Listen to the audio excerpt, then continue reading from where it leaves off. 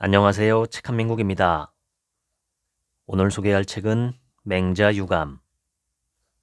지은이는 한문학자 김재욱입니다. 맹자는 훌륭한 사람이며 본받을 점도 꽤 많다고 생각한다.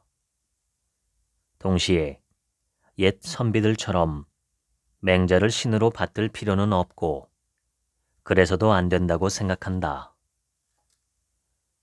유학자의 관점으로 보면 맹자의 말은 모두 정답이겠지만 유학을 여러 사상 중 하나일 뿐이라고 보는 내 관점에서는 동의할 수 없는 내용도 꽤 많았기 때문이다. 무언가를 비판하면 대안을 가지고 비판해야 한다.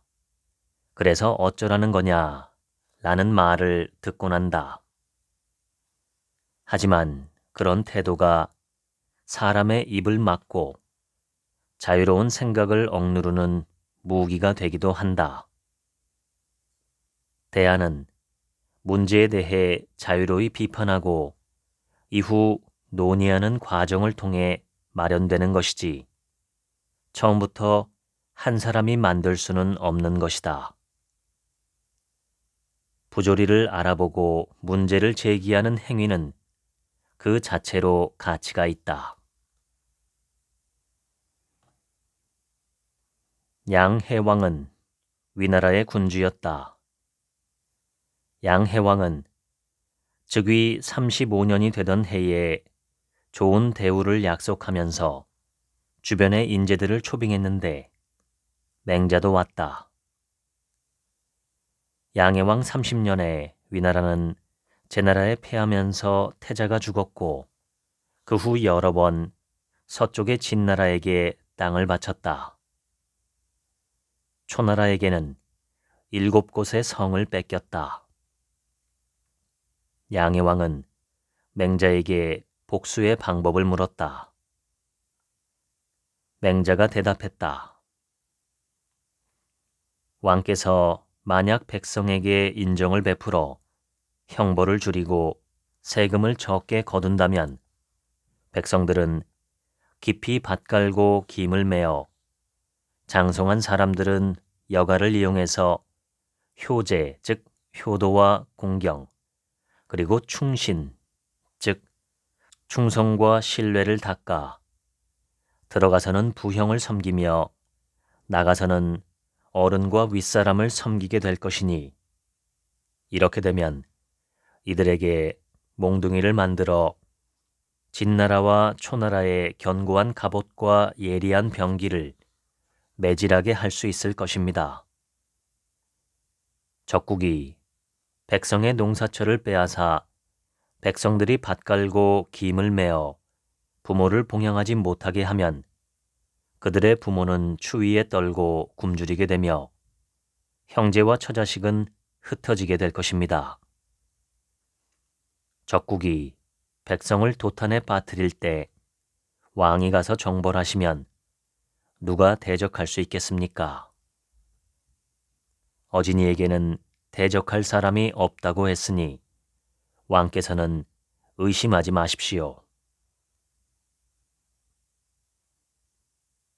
양해왕에게 한 말 속에 유가의 입장이 다 들어있다. 결국 양해왕은 맹자의 의견을 수용하지 않았다. 위나라를 포함한 모든 나라가 부국강병을 추구했는데 맹자의 주장은 그런 시대적 흐름에 맞지 않았기 때문이다. 맹자가 양해왕을 설득하는 방식과 태도에는 문제가 있다. 당장 화가 나서 무엇이든 해보려는 사람에게 기약도 없이 기다리라며 착한 마음을 갖다 보면 적국은 언젠가 백성들 불만이 많아질 테니 그때 가서 공격하라고 한다.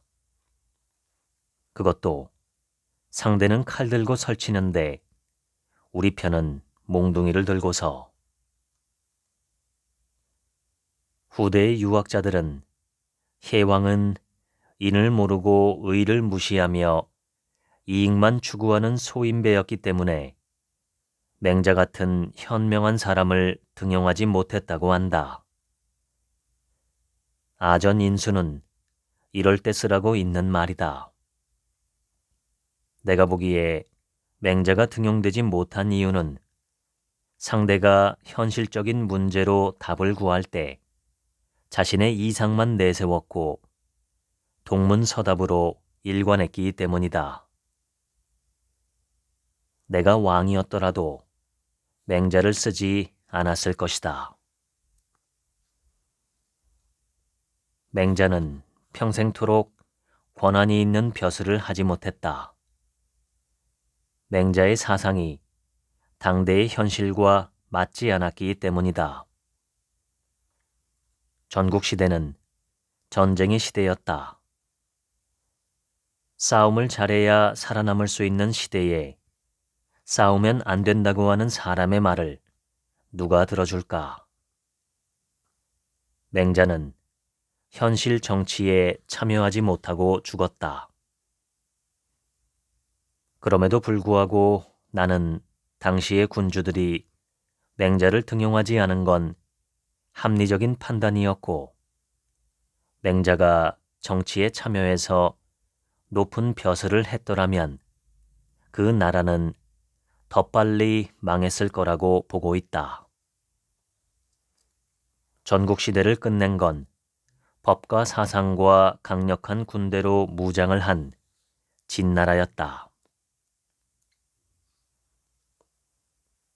사람에게는 흔들리지 않는 소신이 있어야 한다. 그러나 소신만 너무 고집하면 바라는 결과를 얻을 수 없다. 상대와 의견을 조율하는 과정을 거쳐야 한다. 이런 면에서 맹자는 실패할 수밖에 없었다. 군주 중 누구도 맹자의 소신을 받아주지 않았기 때문이다. 맹자의 생각이 현실에 맞지 않는 것이 문제였을 뿐이다. 맹자는 늘 이렇게 말했다. 하늘이 세상을 다스리려 한다면 나를 놔두고 누구를 쓰겠는가? 내가 벼슬을 하면 천하 백성이 편안해질 것이다. 나는 맹자가 도대체 뭘 믿고 저렇게 큰 소리만 쳤는지 여전히 알 수가 없다. 다시 말하지만 맹자는 제후를 설득해야 하는 사람이었다. 천하 백성이 소중하다면 제후를 찾아가서 설득하고 벼슬을 얻어야 했다. 그런데 그렇게 하지 않고 누가 불러주지도 않는데 왜 나가냐고 말한다. 백성보다 자신의 자존심이 먼저인 셈이다. 결과적으로 맹자는 백성을 구제하려고 노력하지 않았다. 무조건 자기 방식대로만 해야 한다고 주장했다. 하지만 그렇게 살아서는 세상에서 아무 일도 할 수가 없다. 지금도 마찬가지다. 노력하지 않으면서 자존심만 세우거나 남들이 다 반대하는 일을 소신대로 한다며 밀어붙여서 주변을 답답하게 만드는 사람들이 많다. 반대하는 사람들을 두고 안목이 없다고 하거나 생각이 짧다고 일축하면서 대다수의 사람들을 계몽하려 든다. 보여준 것도 없고 경험도 없으면서 높은 자리만 탐낸다. 자리를 얻지 못하면 자신을 돌아보지 않고 남 탓, 세상 탓을 하며 씩씩거린다.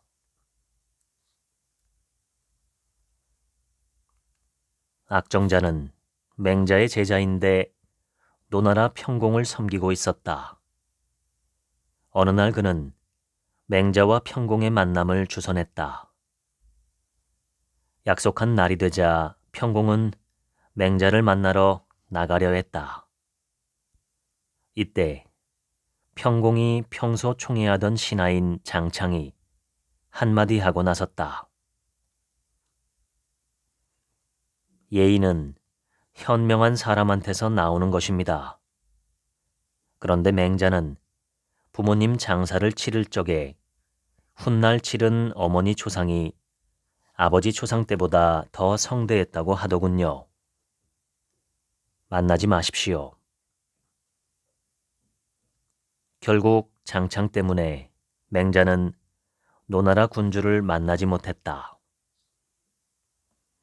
면목이 없게 된 악정자는 맹자를 찾아갔다.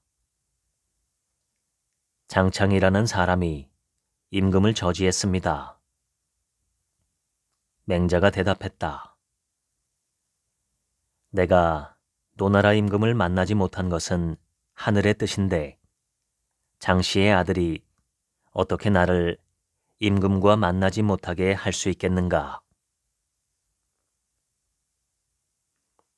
동서를 막론하고 옛날 사람들은 하늘에 인간을 초월하는 힘이 있다고 믿었다. 은나라 시대에는 하늘을 재 또는 상재라 불렀는데 이 상재가 농사의 성패를 좌우하는 기후를 비롯한 자연 현상뿐만 아니라 전쟁, 제사, 왕의 임명 등 인간 세상의 일까지 주재한다고 믿었다. 시간이 흐르고 문명이 발전하며 이와 같은 관념에 이의를 제기하는 사상가들이 출현했다. 노자로 대표되는 도가는 인격적, 도덕적인 하늘을 인정하지 않았다. 전국시대의 사상가 순자 역시 그러했다. 전국시대의 사람들은 하늘을 그저 자연 현상을 보여주는 것으로 받아들이고 있었다. 그러나 맹자의 유가는 전통적인 하늘에 대한 관념을 계승하고 발전시켰다. 하늘이 아직 천하를 고르게 다스리려 하지 않는 것이니 만약 천하를 고르게 다스리려 한다면 지금의 세상에서 나를 버리고 누구를 쓰겠는가? 나는 장씨의 아들이라고 한 맹자의 표현에 주목해 보았다. 보통의 경우에는 성 뒤에 존칭인 자를 붙이거나 이름을 곧바로 표기하는데 맹자는 장씨의 아들이라는 비교적 얕보는 분위기를 느끼게 하는 호칭을 쓰고 있다. 맹자 전편에 걸쳐 사람의 이름을 저런 식으로 쓴 건 여기밖에 없다. 맹자는 장창 때문에 화가 났던 것 같다. 장씨의 아들이라는 호칭에는 맹자의 분노가 스며들어 있다. 그렇다고 해서 버럭 화를 낼 수도 없다. 채신머리 없이 장창에게 가서 따질 수도 없는 노릇이다. 어쩔 수 없이 맹자는 내가 노나라 군주를 만나지 못한 것은 하늘의 뜻이다 라고 말했다. 그런데 잘 되건 못 되건 결과에 대한 책임은 내가 질 뿐이다. 하늘과는 전혀 상관이 없다. 전국 시대를 이력 가인의 시대라고 한다. 쉽게 말해 힘센 놈이 최고라는 뜻이다. 각국의 왕들은 인정을 베풀어야 한다는 맹자의 주장에 공감했지만 현실성이 없다고 생각했다. 내가 보기에 맹자가 현실 감각이 없었던 이유는 시대의 변화를 따라가려고 하지 않았기 때문이다. 맹자는 오로지 인정만을 강조했다. 맹자의 말을 보고 있으면 현재 한국의 기성세대들이 입버릇처럼 떠드는 하면 된다는 소리가 떠오른다. 일자리가 줄어 취업이 어려워졌는데도 하면 된다고 한다. 나 때도 힘들었다. 그래도 무슨 일이든 했다. 요즘 애들 보면 편한 일만 찾으려고 한다. 눈높이를 낮춰라. 라고 한다. 실패한 사람들에게 노력이 부족하다는 망발을 내뱉는다. 이들은 절대로 사회구조를 바꾸려고 하지 않는다. 오로지 모든 책임을 개인에게 전가하며 옛날처럼 해야 한다고 떠들어댄다. 약소국이 약한 이유를 하늘의 뜻 때문이라고 우기며 강대국의 횡포에 대해서는 이런 반구도 하지 않은 맹자와 닮았다. 사회 구조와 현실을 전혀 고려하지 않고 하면 된다고 떠드는 데에는 한때 한국 사회를 지배했던 군대 문화가 큰 영향을 주었겠지만 나는 맹자의 독선도 적지 않은 기여를 했다고 보고 있다. 향당 막여치. 마을에서는 나이만한 것이 없다. 전국시대에는 왕이 직접 명성 있는 사람의 집에 찾아가서 대화하거나 자문하는 일을 일종의 관례로 여겼다. 제 선왕과 맹자는 언제 어느 날 만나기로 약속했는데 당일에 제선왕이 감기에 걸리고 말았다. 사람을 보내서 말을 전했다. 찾아가서 뵈려고 했는데 감기가 있어서 바람을 쐬면 안 된답니다. 오늘 아침 대궐에서 조회를 하려는데 이 자리에서 선생을 뵐 수는 없겠는지요? 맹자가 대답했다. 불행하게도 저 역시 병이 있습니다. 조회에 나갈 수 없겠습니다. 그런데 맹자는 다음 날이 되자 제나라의 대부였던 동곽씨의 집으로 문상을 갔다. 한편 제선왕은 맹자가 아프다는 말을 듣고 친절하게도 의사를 보내 문병하게 했다. 의사가 와서 보니 환자는 어디로 갔는지 없고 맹자의 사촌 형제라고 생각되는 맹중자가 집에 있었다. 이대로 의사가 돌아가면 의사는 그 사람 아프다더니 어디 갔는지 없던데요? 라고 보고를 할 것이다. 맹중자는 의사에게 둘러댔다. 어제 왕명이 있었지만 병이 있어서 조정에 나가지 못했습니다. 그런데 오늘 조금 좋아졌는지 조정으로 달려갔습니다. 그러고는 몇 사람을 시켜서 맹자가 다닐 만한 길에서 기다리게 했다. 집으로 돌아가지 마시고 조정으로 가세요. 집에 돌아올 수 없게 된 맹자는 할 수 없이 대부인 경추 씨의 집에서 하룻밤 신세를 지게 되었다. 경추 씨는 그간의 사정을 알고 있었는지 맹자의 행동을 문제 삼으며 따지기 시작했다. 저는 우리 임금이 선생을 공경하는 것은 봤는데 선생이 우리 임금을 공경하는 건 못 봤습니다. 맹자는 반박했다. 저는 요순의 도가 아니면 감히 왕 앞에서 말씀드리지 못합니다. 제 나라 사람 중에 저처럼 왕을 공경하는 사람은 없을 겁니다. 경추 씨는 맹자의 행위에 공경이 없다고 지적했는데 맹자는 공경의 의미를 갖고 반박하고 있다. 옳고 그름을 떠나 이건 경추 씨의 질문에 대한 대답이라고 할 수 없다.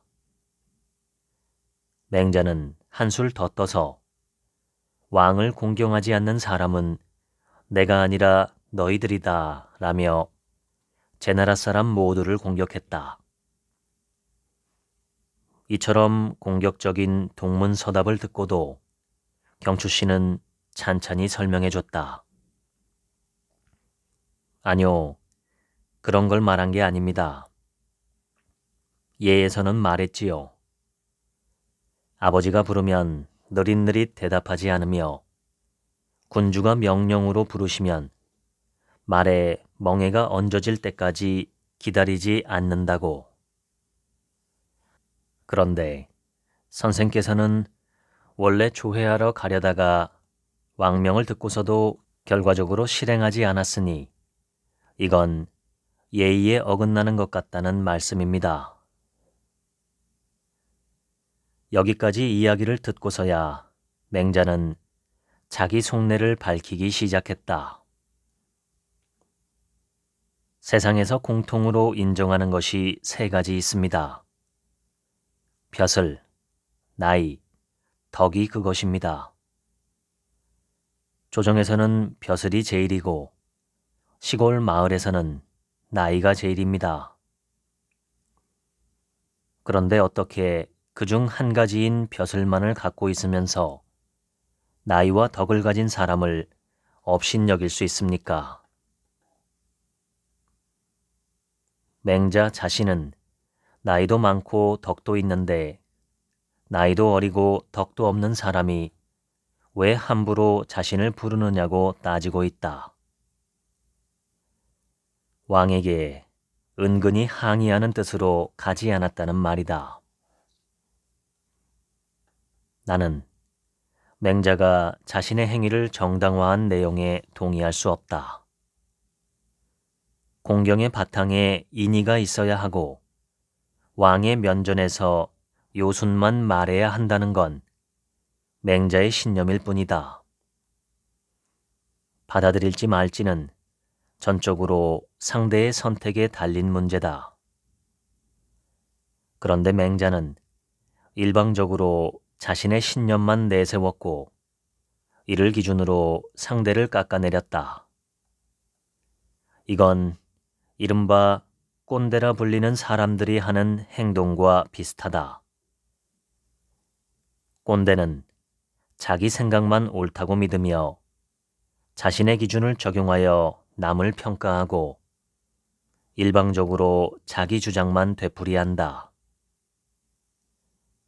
더 나아가 맹자는 자신이 덕이 있고 나이도 많으므로 대접받아야 한다고 주장했는데 이 역시 전형적인 꼰대의 모습이라고 할 수 있다.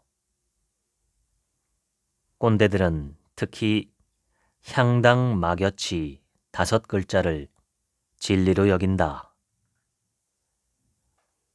많은 나이를 무기로 삼아 상대를 무시하거나 가르치려 든다. 자기 말을 들어주지 않으면 화를 내며 심지어 상대를 폭행하기도 한다. 한국에서 살아온 사람이라면 나이 많은 사람에게 봉변을 당한 경험이 있을 것이다. 나이 때문에 사소한 다툼이 생기기도 하고 큰 사고가 일어나기도 한다. 사실 다툼에 나이를 개입시키는 것부터 잘못된 일이다. 잘못은 나이를 가리지 않기 때문이다. 그런데도 꼰대는 옳고 그름을 가리면서 아무런 관련이 없는 나이를 거론하며 자신의 정당성을 주장한다. 나이 많은 사람은 옳고 나이가 적은 사람은 숙여야 한다는 사고가 바탕에 있기 때문이다. 이런 폭압적이고 불합리한 사고방식을 정당화해주는 근거 중에 하나가 바로 향당 막여치다. 일반적으로 나이로 상대를 누르는 사람은 중장년층이나 노년층에 많다. 수직적이고 폭력적인 군사 문화가 판을 치던 분위기에서 자라 학교에 다니면서 학번에 따라 서열이 정해졌던 시기를 겪었기 때문이다. 이들은 나이가 적은 사람의 이의 제기 자체를 용납하지 못한다. 토론할 때도 논리가 궁색해지면 나이도 어린 게 버르장머리가 없다라며 화를 주체하지 못한다. 그럼 청년들은 나이를 따지지 않는가? 오히려 어떤 면에서는 윗세대보다 더한 면이 있다. 분명 동갑인데 빠른 땡땡년생, 늦은 땡땡년생이라고 하며 생일이 빠른 사람이 윗자리를 차지하려 한다. 윗세대가 나이로 짓누르는 걸 싫어하고 비판하면서 정작 자신들도 그들과 똑같이 사고하고 행동하는 것이다. 이들은 나이 많은 사람을 꼰대라고 부르면서 자신들은 꼰대가 아니라고 믿는다. 그러나 남을 사귀거나 일을 할 때 나이부터 내세우는 게 바로 꼰대다. 예의는 나이와 관계없이 서로가 지키는 것이다. 향당 막여치는 격언이 아니라 하루빨리 버려야 할 말일 뿐이다. 맹자가 말했다. 화살 만드는 사람이라고 해서 갑옷 만드는 사람보다 어질지 말란 법은 없다. 그렇지만 화살 만드는 사람은 혹시나 사람을 다치게 하지 못할까봐 걱정하고 갑옷 만드는 사람은 사람이 다칠까봐 걱정한다. 병을 고치는 무당과 관을 만드는 사람도 이런 경우와 같다. 그러므로 직업은 신중하게 선택해야 한다. 직업 선택에 따라 사람의 마음이 악해질 수도 있고 선해질 수도 있다는 주장이다. 이 대목을 두고 주희는 이렇게 주석을 달았다. 사람을 불쌍히 여기는 마음은 누구나 가지고 있다. 화살 만드는 사람의 마음이 본래 갑옷 만드는 사람의 어진 성품보다 못하지 않다. 무당은 사람들을 위해서 기원하므로 사람이 사는 것을 이롭게 여기고 목수는 관을 만들기 때문에 사람이 죽는 것을 이롭게 여긴다. 정리하면 맹자와 주희는 갑옷 장인과 무당을 귀한 직업으로 화살 장인과 관을 짜는 일을 천한 직업으로 구분하고 있음을 알 수 있다. 맹자는 좋은 직업을 선택해야 어진 사람이 될 수 있다고 전제한 뒤에 계속 주장을 이어나갔다. 공자는 마을에 어진 풍속이 있는 것이 아름다우니 살 곳을 선택할 때 인에 처하지 않는다면 어떻게 지혜롭다 할 수 있겠는가 라고 했는데 이는 하늘이 내려준 높은 벼슬이고 사람이 편안히 살 수 있는 집과 같다는 말이다. 그런데 인을 행하지 못하게 막는 사람이 없음에도 어질지 못하니 이건 지혜롭지 못한 것이다. 어질지 못하고 지혜롭지 못해서 예의도 없고 의도 없게 되면 남에게 불임을 당하게 되니 불임을 당하면서 그걸 부끄러워하는 것은 활 만드는 사람과 화살 만드는 사람이 자신의 직업을 부끄러워하는 것과 같다. 화살 만드는 사람은 내심 자신의 직업을 부끄러워하고 있다는 말이다. 부끄러운 마음이 있다는 것은 그 사람에게 인이 있다는 증거인데 그럼에도 불구하고 불이 난 일을 계속하는 건 지혜롭지 못한 것이고 그 결과 남에게 불임을 당하는 건 당연한 일이라 주장했다. 후대의 유학자들은 맹자의 직업관을 그대로 이어받았다. 특히 이들은 상업을 천시했다. 장사를 하는 사람들은 이익을 얻기 위해 술수를 쓰거나 사람을 속이기 때문에 마음이 어질 수가 없다고 생각했다. 그래서 이들은 산농공상이라고 하면서 상업 종사자들을 맨 아래에 위치시키고 그들을 멸시했다. 하나부터 열까지 모두 다 틀렸다. 맹자의 말이 옳다면 화살 만드는 사람과 관을 만드는 사람은 세상에 있어서는 안 된다. 장례 관련 직업 종사자를 두고 사람이 죽으면 이익을 얻는 사람, 사람이 죽기를 바라는 사람이라며 천대하는 것인데 사람의 입에서 저런 말이 나와서는 안 된다. 인을 추구하는 사람이 가장 불인한 짓을 한 셈이다. 이런 관념에 젖어 있기 때문에 내 집 주변에 화장장과 같은 혐오 시설이 들어서면 안 되고 장애인 학교를 세워서도 안 된다고 생각하는 것이다. 내가 사는 아파트의 경비원을 하대하고 어린 자녀가 보는 앞에서 미화원에게 손가락질하면서 공부 못하면 저렇게 된다 라고 내뱉으며 부끄러운 줄도 모르는 것이다. 혐오는 대단한 게 아니다.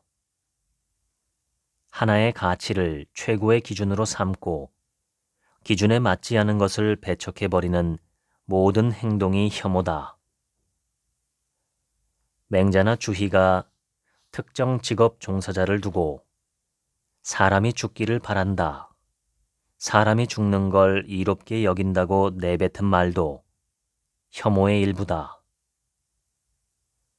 나는 현재 한국인이 지닌 혐오 안에 유학자들의 불인한 관념이 매우 큰 비중을 차지하고 있으며 인의 껍데기를 쓴 유학의 그릇된 직업관이 사회 분위기를 상당히 해친다고 보고 있다.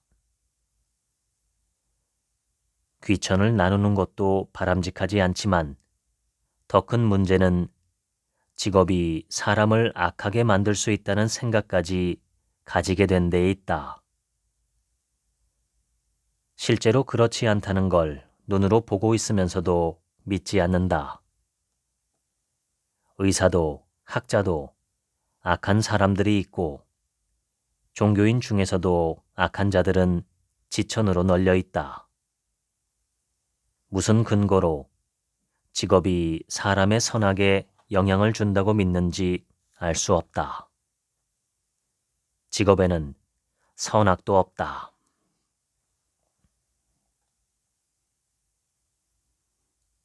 고자가 말했다. 사람의 본성은 여울물과 같아서 동쪽으로 터놓으면 동쪽으로, 서쪽으로 터놓으면 서쪽으로 흐릅니다. 이처럼 사람의 본성에 선과 불선의 구분이 없는 것은 물에 동서의 구분이 없는 것과 같습니다. 사람의 본성은 선한 방향으로 유도하면 선해지고 악한 방향으로 유도하면 악해진다는 말이다. 그러므로 본성에는 선과 불선의 구분이 없다. 물에는 애초에 동서의 구분이 없다. 터놓는 방향으로 갈 뿐이다. 그러니까 사람들이 선악이라고 하는 건 처음부터 정해져 있지 않은 인위적인 조작을 거친 결과라는 말이다. 어떤 조작을 하느냐에 따라 선해지기도 하고 악해지기도 하는 것이다. 맹자는 즉시 반박했다. 당신 말대로 물에는 동서의 구분이 없습니다.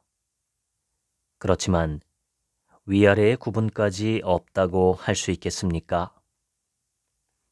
사람의 본성이 선한 것은 물이 아래로 내려가는 것과 같기 때문에 사람은 불선한 사람이 없으며 물은 아래로 내려가지 않는 것이 없다고 봅니다. 지금 물을 손바닥으로 쳐서 튀어오르게 하면 이마를 넘어가게 할 수 있으며 둑을 쌓아서 흐르게 하면 산에 있게 할 수도 있겠지만 이것을 어떻게 물의 본성이라고 하겠습니까? 그 힘이 그렇게 되도록 만든 것이니 이처럼 사람이 불선해지는 것도 물이 힘에 좌우되는 것과 같은 성격이라고 봅니다.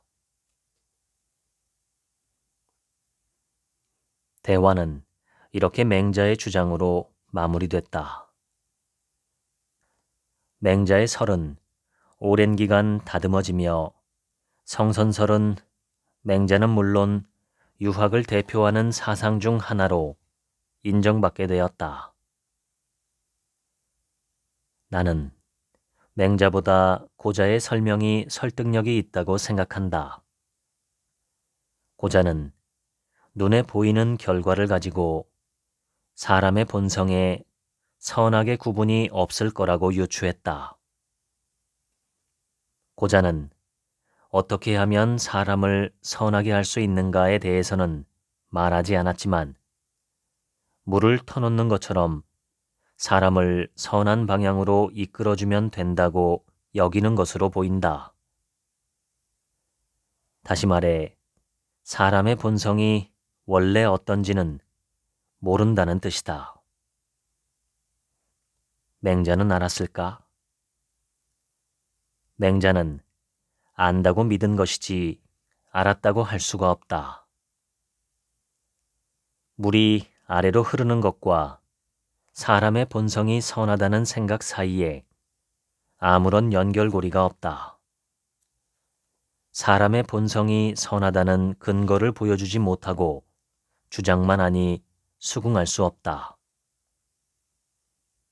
맹자는 사람 본성이 선하다는 근거를 대기는 했다. 이 대화에서는 나오지 않지만 맹자는 사람 본성이 선하다는 근거를 대기는 했다. 맹자는 측은지심을 설명하면서 우물에 빠지려고 하는 아이를 보면 누구나 구하려고 하는데 이건 누가 시켜서가 아니라 자연스럽게 일어나는 일이라고 주장했다. 이 역시 사람의 본성이 선하다는 근거가 될 수 없다. 사단 역시 사람과의 관계 속에서 배워야만 가질 수 있기 때문이다. 성장하면서 배웠기 때문에 어린아이가 우물에 빠지는 것을 보면 구하려는 마음이 일어나는 것이다. 우물이 위험하다는 걸 모르는 아이는 우물에 빠지려고 하는 친구를 불쌍하게 여기지 않는다. 위험이 무엇인지 불쌍한 게 무엇인지 모르기 때문이다.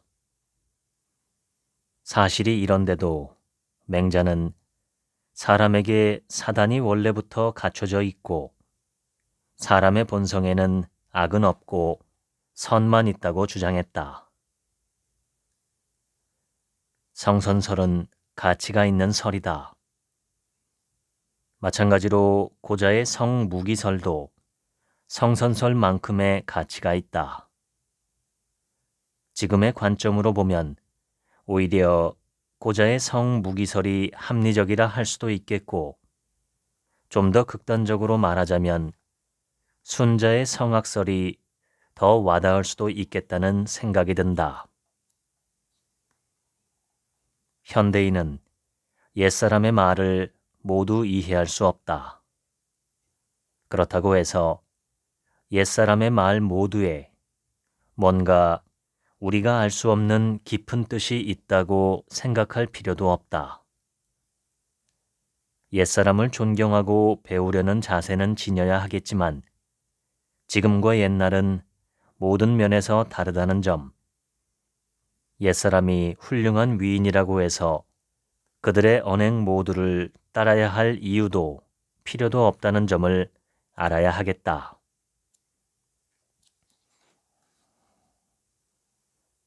맹자는 각국으로 유세를 다닐 때 제자를 비롯한 많은 이들과 함께 다녔다.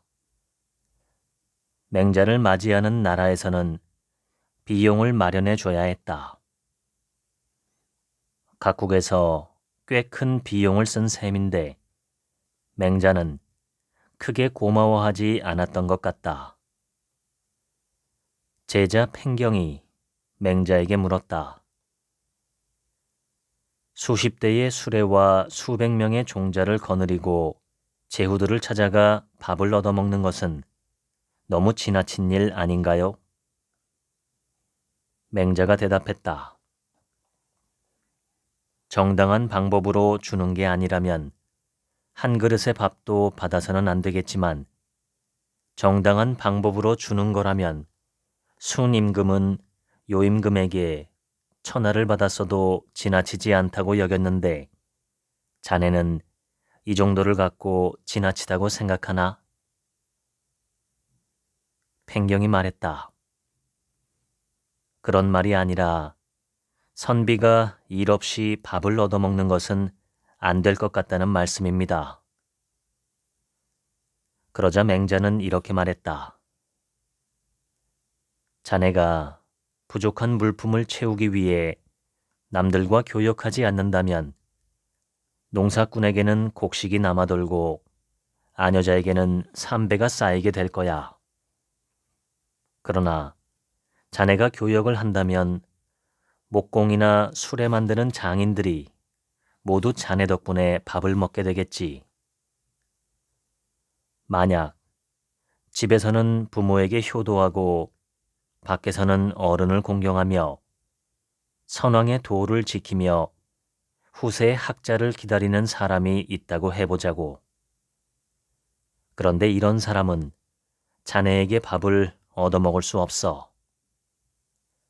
자네는 어째서 목공이나 수레를 만드는 사람들은 높이면서 인일을 행하는 사람은 가볍게 여기는 건가?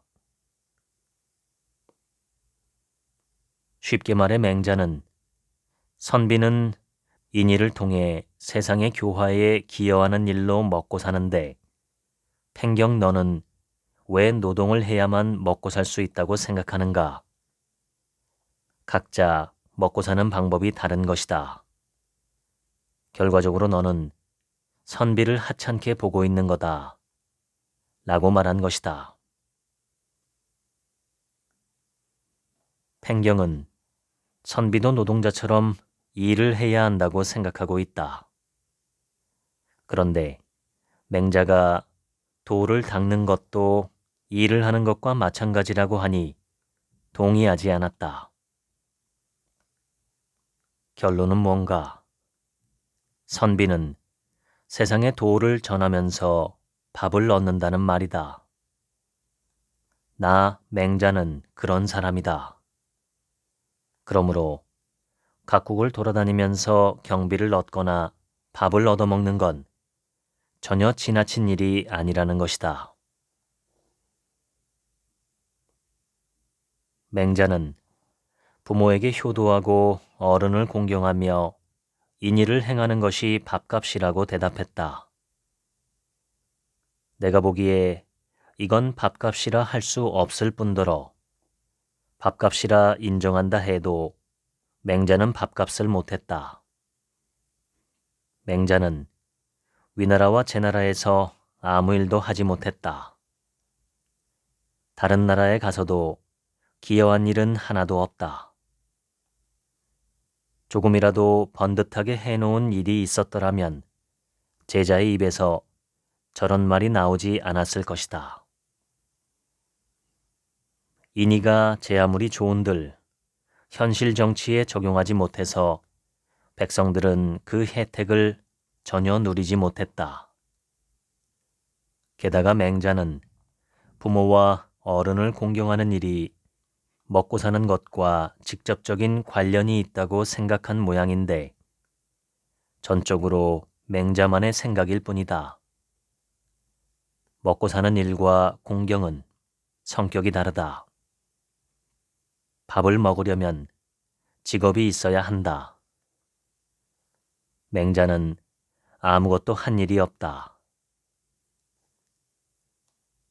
그래서인가 맹자의 뒤를 이은 유학자들은 평생 놀고 먹었다. 모두는 아니겠지만 대부분 그랬다.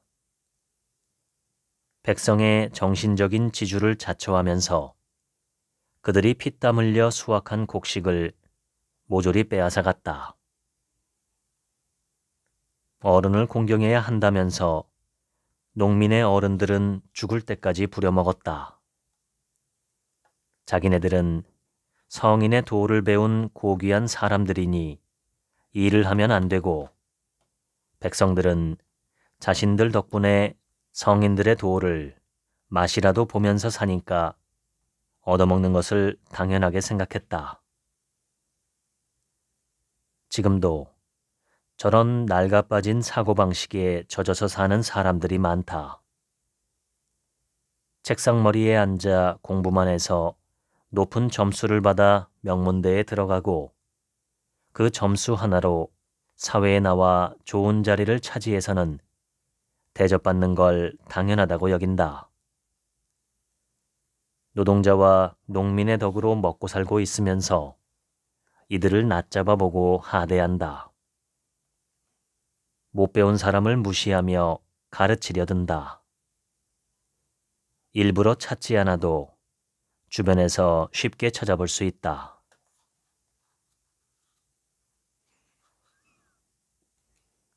맹자 사상은 왕도 정치와 성선설이 핵심이라고 할 수 있다. 왕도는 무력으로 타국과 자국의 민중을 압박하는 패도의 상대가 되는 정치 사상이다.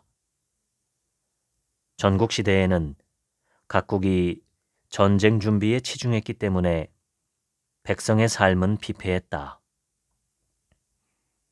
현실이 이럼에도 군주들은 백성을 보살필 생각은 않고 전쟁에만 몰두하고 있었다. 맹자는 각 나라의 왕을 만날 때마다 왕도 정치를 하라고 설득했다. 맹자의 왕도 정치는 전쟁을 중단하고 백성이 기본적인 삶을 영위할 수 있도록 농사철에는 병력으로 동원하지 말고 세금을 적게 거두며 일정한 직업을 줘야 한다는 내용으로 이루어져 있다. 또한 옛날 주나라의 정전법을 실시해서 토지를 균등하게 배분하고 세율은 10%로 제한하며 형벌을 가혹하게 집행하지 않음으로써 백성을 아껴야 하며 이것이 왕도 정치의 시작이라고 주장했다. 만약 그렇지 않으면 백성은 군주를 원망해서 봉기할 것이며 나라는 그들을 이끄는 후덕한 사람에 의해 망할 거라고 경고했다. 이것을 역성혁명이라고 하는데 말 그대로 한 왕조의 성이 다른 성으로 바뀌게 되는 것을 의미한다. 이처럼 맹자는 군주가 인정을 베풀지 않으면 체제가 전복될 것이므로 전쟁을 일으켜 백성을 괴롭히지 말고 백성을 먹고 살게 해주면서 예의를 가르쳐야 한다고 주장했다. 이렇게 한다면 학정으로 고통받는 타국의 백성도 자신들을 해방시켜달라고 강력하게 희망하게 될 것인데 이때 전쟁을 일으킨다면 반드시 승리하리라 확신했다. 전쟁을 통한 영토 확장을 최고의 가치로 인정하던 시대에 맹자의 사상은 받아들여지지 않았고 맹자 역시 크게 주목받지 못했다. 심지어 오랜 시간이 지난 뒤 한나라가 유학을 국가의 통치 이념으로 삼았을 때도 맹자는 공자의 그늘에 가려져 있었다. 학자들은 맹자가 유학자임에도 전국시대의 여러 사상가인 제자백가의 한 사람으로 여겼을 뿐 지금처럼 높이지 않았다.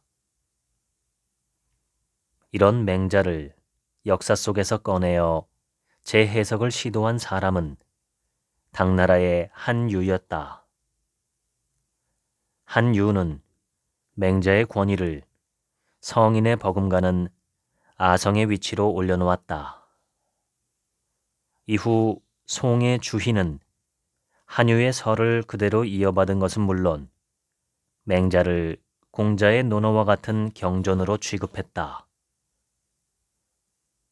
한국은 고려 후기부터 조선 후기에 이르기까지 대부분의 유학자는 주희의 학문을 최고로 여겼다.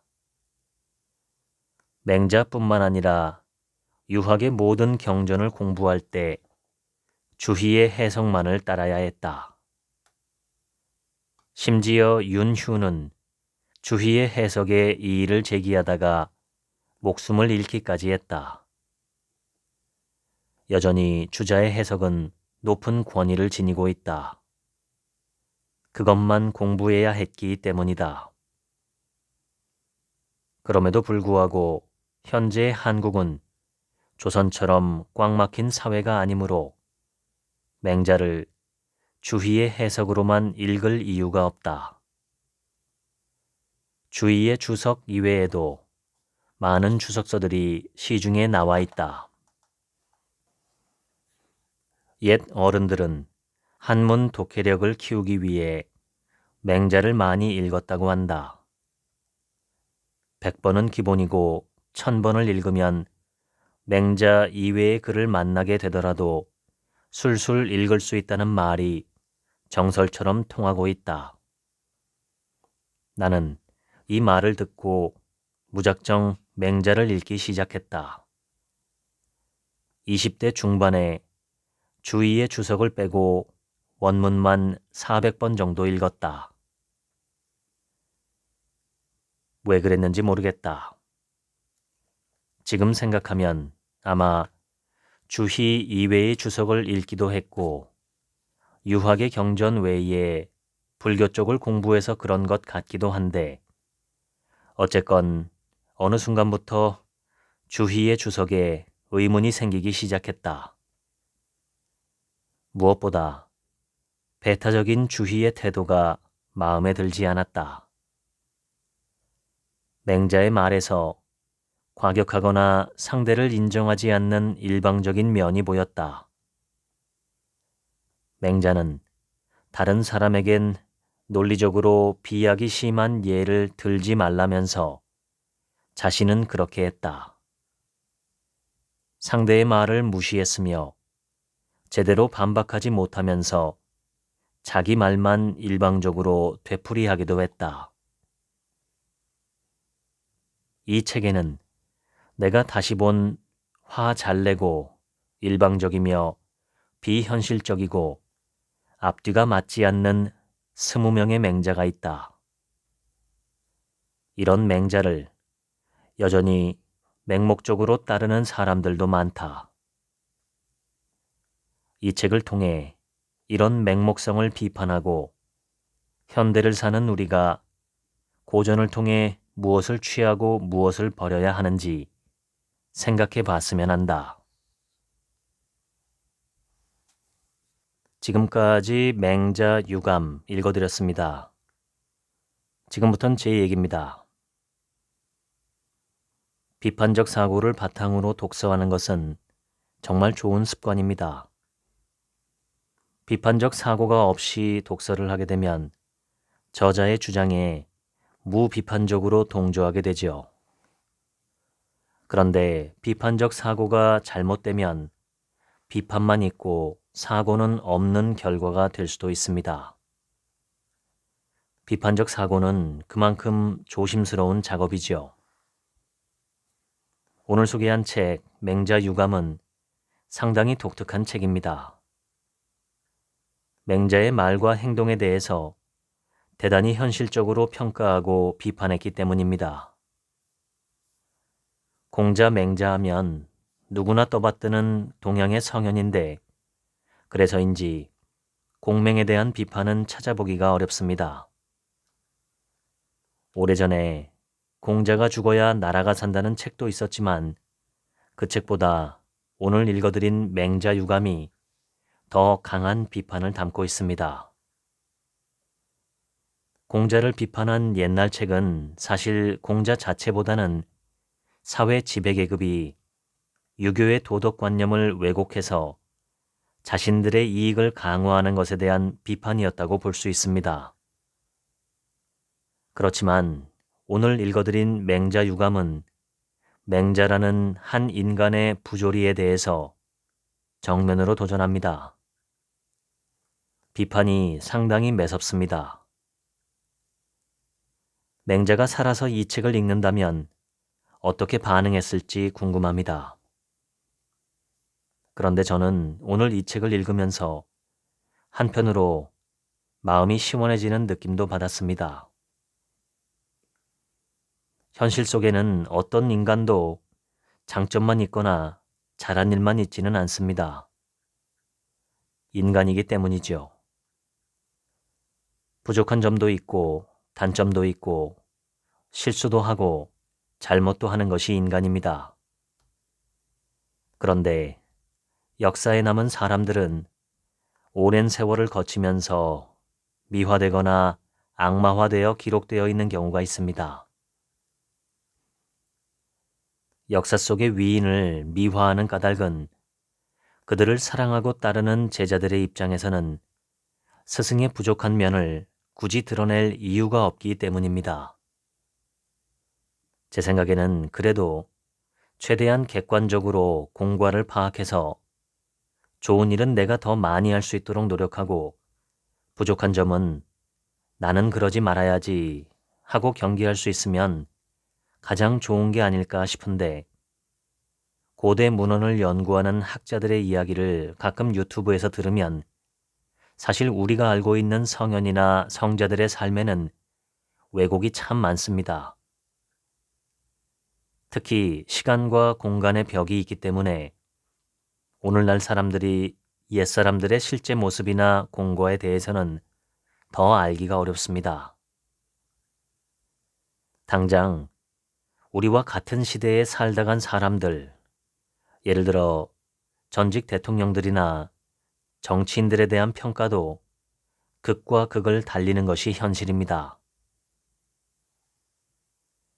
오늘 소개한 책에서 꼭 기억하고 싶은 것은 비판적으로 검토하는 삶입니다. 어떤 정보든 받아들일 때 그것의 진위 여부에 대해서 최대한 검증하는 것이 좋습니다. 검증하기 어렵다면 최소한 그것이 틀렸을 가능성, 즉 오류 가능성에 대해서 마음을 열어두는 것이 좋습니다. 이렇게 하지 않으면 맹신을 하게 되고 맹신은 역사적으로 좋은 일을 한 적이 거의 없었습니다. 인류의 진보는 치열한 주장과 검증 그리고 반박과 반증을 거쳐 이루어졌습니다. 비판을 꺼리는 사회는 발전하기 어렵습니다. 항상 더 바람직한 것은 없을까 하고 검토하는 자세, 그렇게 바라보는 신중함이 필요합니다. 지금까지 책 한 민국의 하루치 생각이었습니다. 들어주셔서 감사합니다.